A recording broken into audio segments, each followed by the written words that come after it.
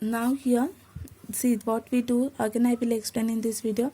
First we keep one sufficient arc here, we draw the arc. With the same arc we draw the arc here, and then we measure this angle, and whether this arc intersect on the ray RQ, on that point I kept here, not on the Q. I kept here this arc, it intersect at this point, so this point I keep the pointer and I draw the arc. So both the arcs, whether it's intersect each other, through that point we draw the one straight line.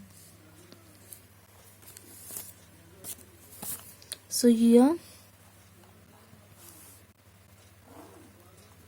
we get that one straight line. So whether this line intersect on the ray PR, so that is nothing but our vertex L. So here the construct of two similar triangles, that is PQR and LTR is done. So if you observe, if you observe the ray PQ and ray, yeah, you can say side LT are exactly parallel to each other. If you are getting this here, just roughly I am going to explain you.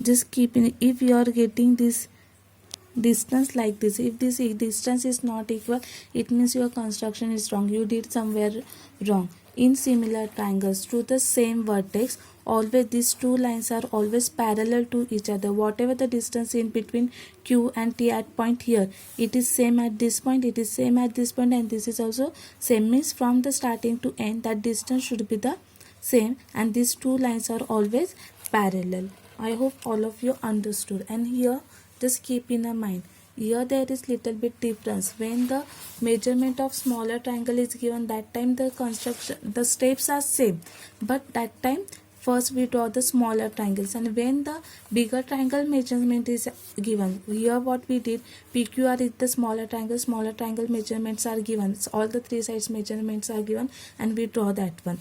But when the bigger triangle's measurement is given, so that time smaller triangle come inside that triangle, so that time the steps are same, but first you need to draw the first smaller triangle, bigger triangle, and inside that bigger triangles we have to draw the smaller triangle. So that we are going to see in the next video. And if you observe whether your diagram is right or not, you can verify from the ratio.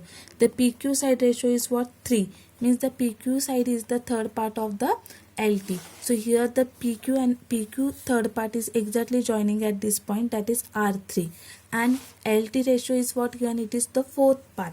So LT side is where? Here, and the LT is exactly join at the fourth part of the R vertex. So it means what, the construction is the done. So now we are going to see the next example.